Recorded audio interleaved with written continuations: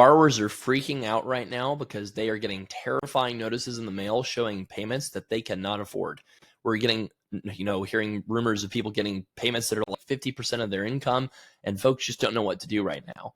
And so I'm going to show you in this video regulations that you probably have never seen before that explain why these notices are going out. I'm going to explain also why you don't need to panic and what you can do to make sure that your payments are affordable on your student loans no matter what. So let's dive into these regulations and explain what all of this means. All right, so let's look at the actual regulations of the standard tenure plan, which is the plan that you default to if you do not get onto an IDR plan or you're late on recertifying or you don't send in your documentation. That's the plan that they default you to, and that's the plan that they'll project on your loan bill if you don't, sign up for IBR, right?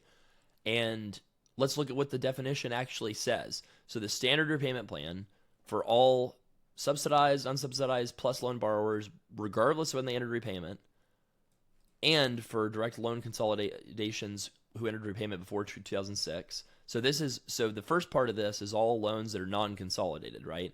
So under this plan, a borrower must, not may, must repay a loan within full within 10 years from the date the loan entered repayment by making fixed monthly payments.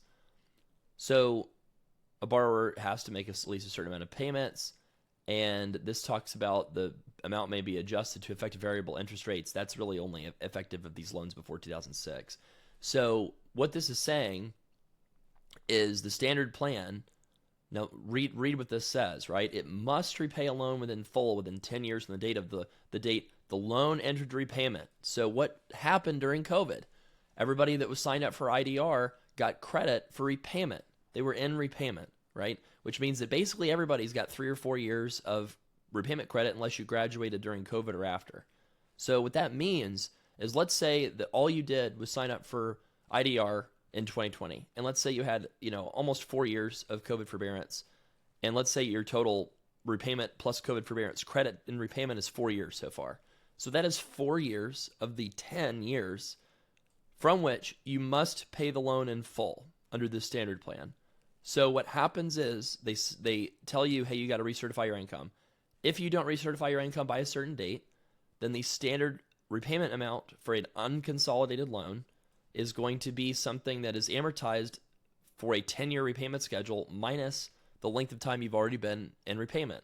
So that means if you have a standard person that's got 4 years of repayment credit from during COVID, they're going to amortize that standard 10-year plan under a 6-year repayment schedule. So if your repayment amount is like, you see you have the $200,000 loan with a $2,000 a month standard 10-year plan, all things, with presuming you have zero repayment credit, then if you had 4 years of repayment credit during COVID, which basically everybody did that had loans before 2020, that means your standard 10-year plan is actually going to be a standard 6-year plan. And let's say you are a, brand new attending physician with 7 or 8 years of credit, right? Then theoretically your standard 10-year plan would be, 10 years minus those 7 or 8 years you already have.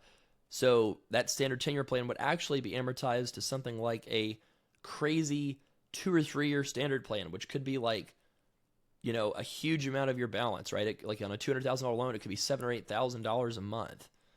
So this regulation, I feel like, has always been kind of ignored by the servicers. I actually don't remember them implementing it this way before 2020. I've done this for 9 years. So this is pretty interesting to see them, using this regulation by the letter of the law and essentially frightening people when they send out that you got to recertify your income notice. They show you the standard repayment plan if you don't do it. And that standard repayment plan, due to the way that COVID paused and how long it lasted, has created this perfect storm where borrowers are getting these, bills that are like half of their income.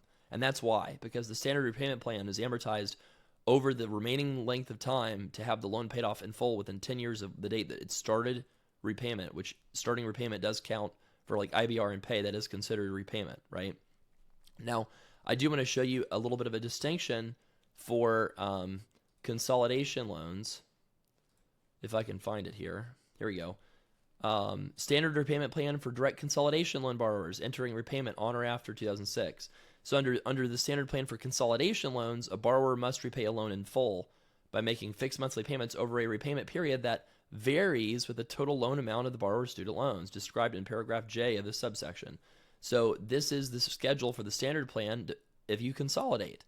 So you can see that if you have a $60,000 loan, the standard repayment plan is actually a 30-year repayment plan instead of this definition of the standard plan that's based off of having to pay the loan off in full within 10 years of the date the loan restarted repayment. So in other words, this standard plan is a ginormous payment. The one for consolidation loans down here is a very, very low payment. And because the standard repayment plan for 60K plus consolidation loans is a 30-year schedule, it doesn't count for PSLF because that payment is lower than the standard 10-year repayment plan. So in other words, this standard repayment plan is too low to qualify for PSLF and IDR forgiveness. This standard repayment plan is too insanely high to likely qualify for IDR forgiveness. And this is what's trapping people right now, because people are on, either on the safe forbearance or recently getting kicked off the safe forbearance, and they need to recertify their incomes. But when you can't do that, or when you're confused and you just see, stuff coming in the mail and you see a bill with no context that says it's $10,000 a month, it's just terrorizing people and freaking them out. And so let me explain how to have relief from this. So if you look at IBR regulations, you have to have a partial financial hardship to sign up, which a partial financial hardship means that your IBR payment has to be lower than what your payment would be under the standard 10-year repayment plan. Okay, and the standard 10-year repayment plan in this case really is a standard 10-year plan versus this super weird amortization in the other regulation. So that's the standard 10-year plan here is based on the greater of the balances of the borrower's loans when they entered repayment, or the amount that the borrower owed when they signed up for IBR or pay. So that's to account for, people sometimes have tons of interest that is accrued and capitalized when they sign up for IBR or pay, right? So you have to have a partial financial hardship to sign up for IBR. And, partial financial hardship is not what it sounds like. It is very specific in the definition. It is dependent upon, you having a IBR or pay payment that is lower than the standard 10-year payment amount, literally based off of the size of your loans. And if I look at the IBR plan in here, so here we go. So for new borrowers under IBR, this is an important distinction. You're a new borrower if you took out, for IBR purposes, if you took out your first loan after July 2014. And if that's you pay 10% of your income for IBR. If you took out loans before 2014, then you pay 15% of your income under IBR. So this is the statutory plan that the courts can't eliminate without Congress voting it out and changing it. And the GOP position has been to preserve IBR for existing borrowers. So this is the safe, protective, affordable repayment plan that you can't access. Now think about this in terms of IBR and accessing it. The freeze on IDR recertifications is not going to last super long. Okay, it has to end fairly soon because of just the chaos that it's causing.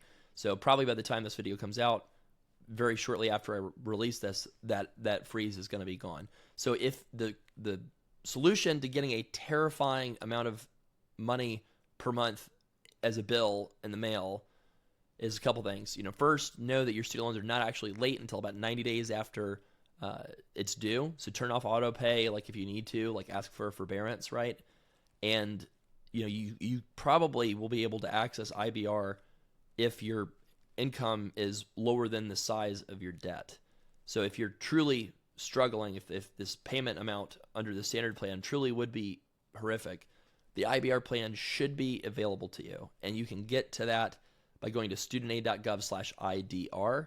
And if that application for some reason is not showing, then you should be able to find the paper application of the IDR application online, the one that's from the Wayback Machine, which is the Internet Archive. It's on, it's floating around Reddit, for example. It's got a 2027 expiration date on it. You can take that paper application, fill it out, throw on your tax return on there, upload it to your servicer portal so that you'll be the first in line when IDR applications resume again. So do not panic if you see a standard repayment plan that is like $5,000 a month they send you in the mail. There's alternatives to panicking. It's called just knowing your rights. So in the regulations here, you can see as clear as day here why the standard plan bills are going out and why they're so terrifying, and why so few people understand why those bills are so terrifying. Because of the regulations, they just haven't been looked at and dusted off in years since the COVID pandemic, really. And if you have any questions, I'd love for you to put this in our video here, just to ask away. And thank you so much for watching and following Student Loan Planner.